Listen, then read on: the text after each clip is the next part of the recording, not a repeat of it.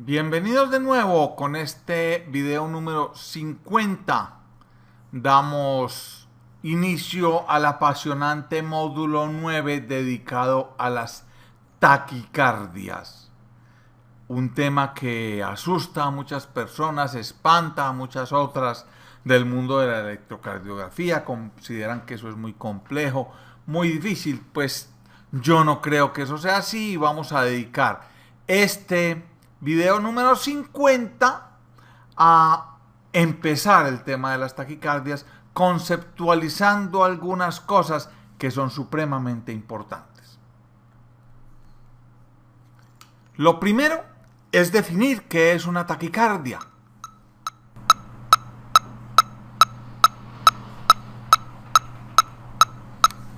Sí, señores, es así de simple. Una taquicardia se presenta cuando el corazón va a más de 100 latidos por minuto y eso es todo. Más de 100, taquicardia; menos de 100, pues entre 60 y 100 es normal, y menos de 60, bradicardia.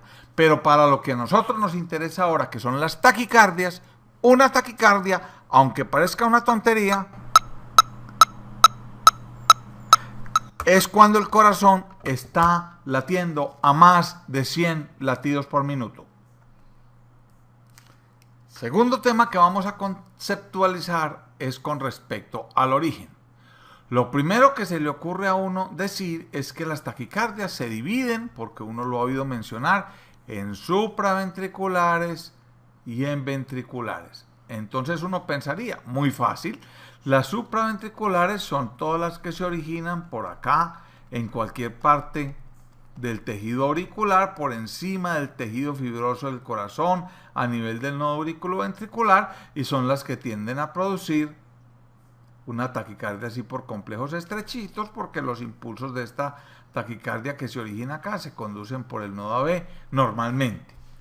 Por el contrario, pues existirían otras taquicardias que se llamarían ventriculares, que se originan en cualquier parte del tejido ventricular y tienden como a producir una taquicardia por complejos anchos.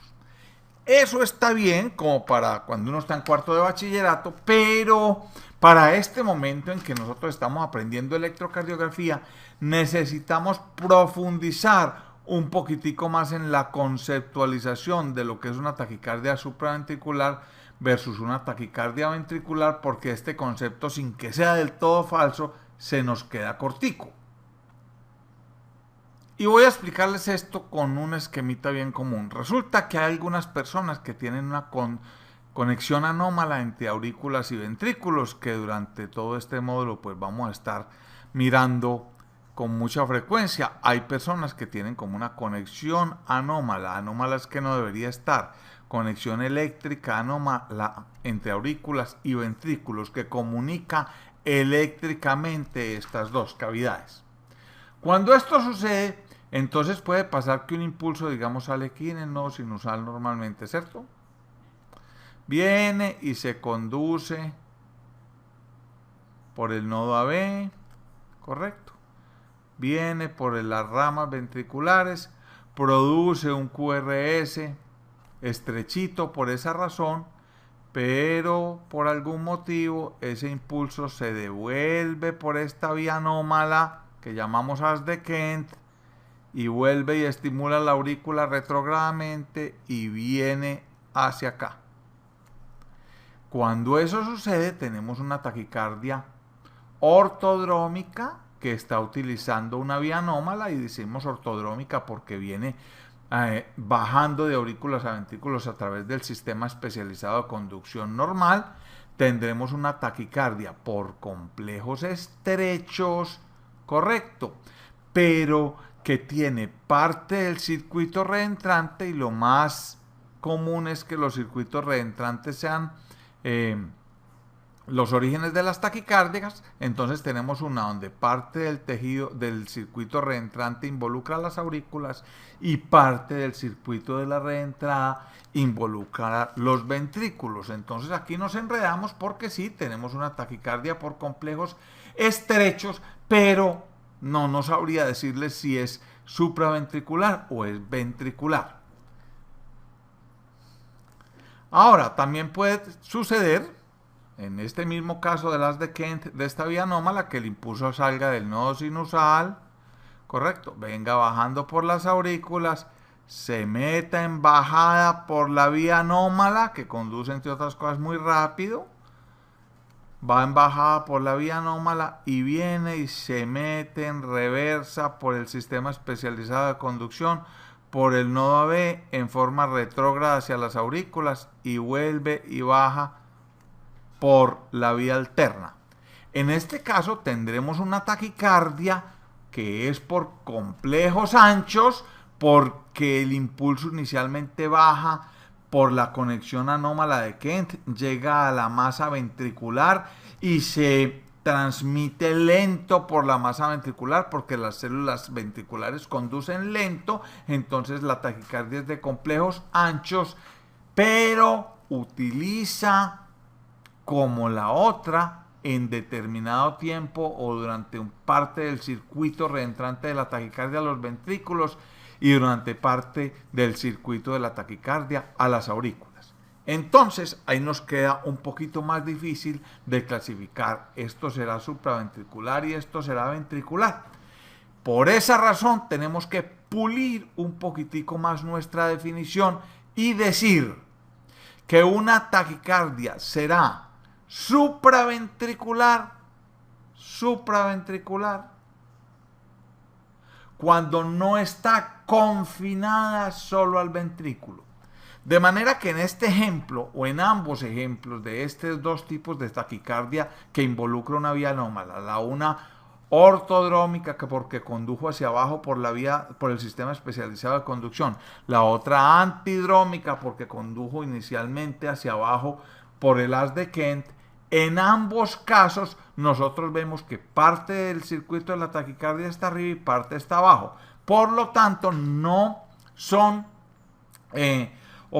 son supraventriculares porque no están confinadas al ventrículo. Para hacerlo más claro, una taquicardia será, o diremos que es, ventricular cuando todo el circuito de la taquicardia está confinado únicamente al tejido ventricular.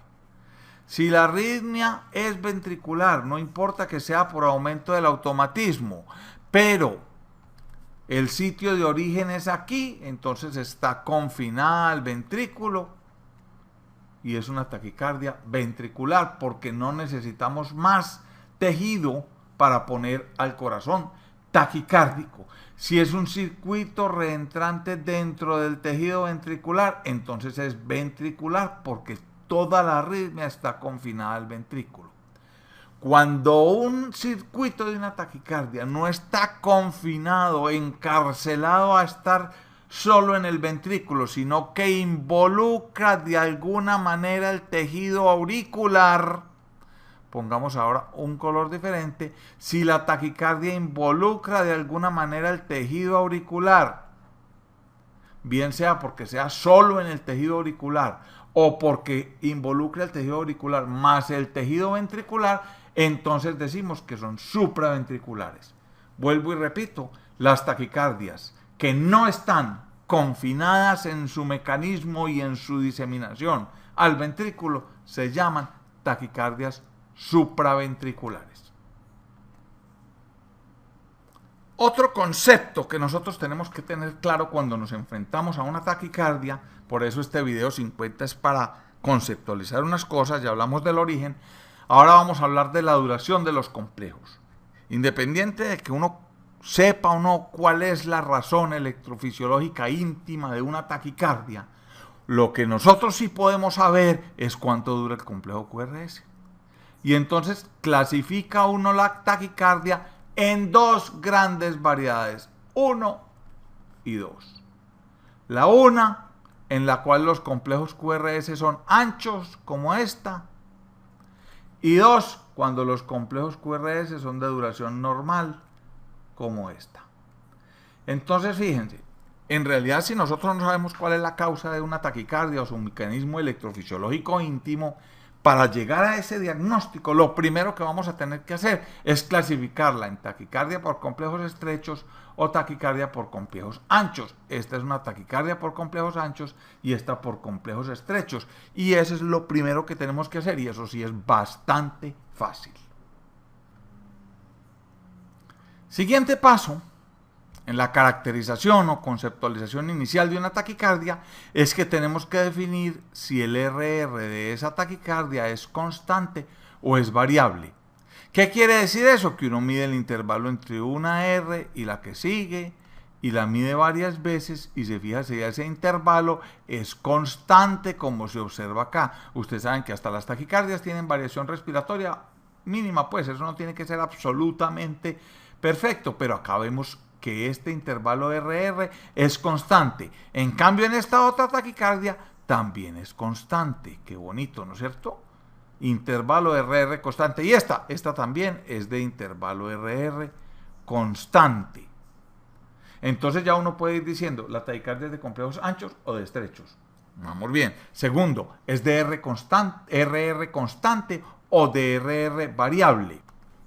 Como estas, que si uno se pone a ver, el RR es variable. Este es más cortico que este, que es mucho más cortico que este. Ahora este es más largo que este otro, variable.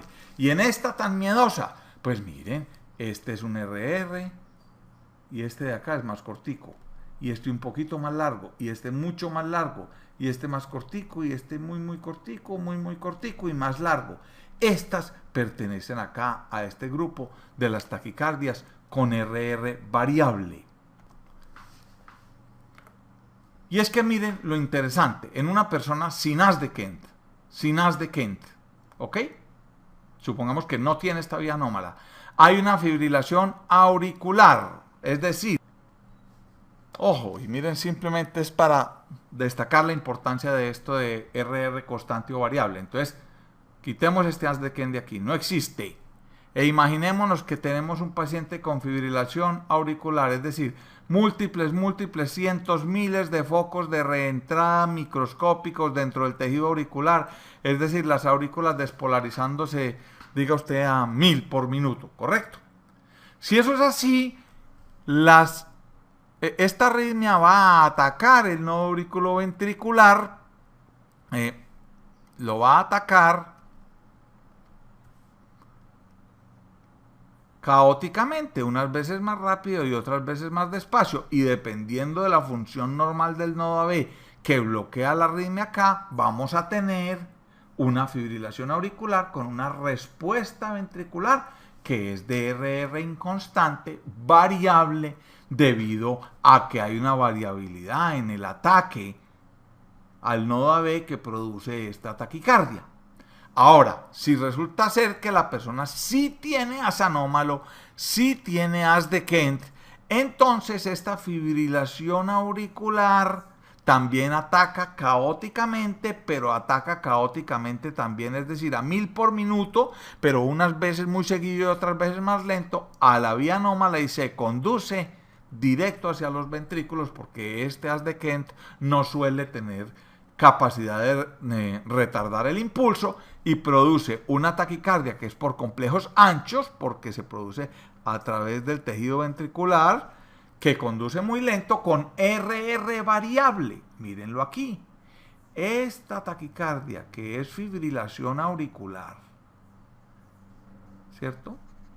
O sea, en un paciente con Wolff-Parkinson-White, en quien la fibrilación auricular se conduce a través, con conducción ortodrómica por el haz de Kent, produce una taquicardia por complejos anchos con RR variable que es casi diagnóstica de esta entidad. Después esto lo vamos a profundizar más, pero es para que viéramos simplemente la importancia de establecer que si la taquicardia tiene RR constante, como vimos en las taquicardias anteriores, o RR variable, como estas. Resumiendo esta conceptualización sobre las taquicardias, video número 50, ¿cierto? Donde definimos algunos conceptos importantes e iniciamos el módulo 9 de las taquicardias. Nosotros tenemos que definir, y ya definimos qué quiere decir supraventricular o ventricular. Ya veremos después cómo se identifican, pero lo primero es que sepamos que llamaremos de ahora en adelante supraventricular a cualquier taquicardia que no esté confinada al ventrículo. Segundo, aprendimos que tenemos que clasificarla de acuerdo a la duración de los QRS, medida que ya sabemos hacer, hacemos muchísimos videos, ¿correcto? Podremos clasificar la taquicardia de complejos anchos o estrechos.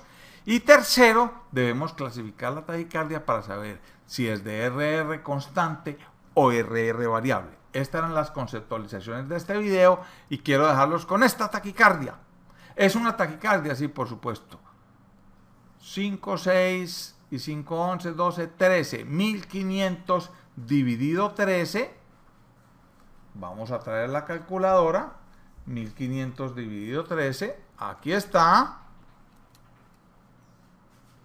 1500 dividido 13 igual 115 por minuto. 115 es taquicardia. Por supuesto que sí, ¿cierto? Porque es más de 100. Este 5 quedó muy feo aquí. 115 por minuto. Entonces es una taquicardia porque va a más de 100. Y esto es lo que sucede cuando uno trota. Porque fíjense que rápidamente esta taquicardia tiene onda P y la onda P tiene morfología normal y hay una onda P por cada QRS y el PR es constante todas las veces el mismo. Aquí tenemos un caso de taquicardia sinusal, la más común de todas las taquicardias, la que se produce, por ejemplo, cuando salimos a trotar. Con esto iniciamos el módulo 9.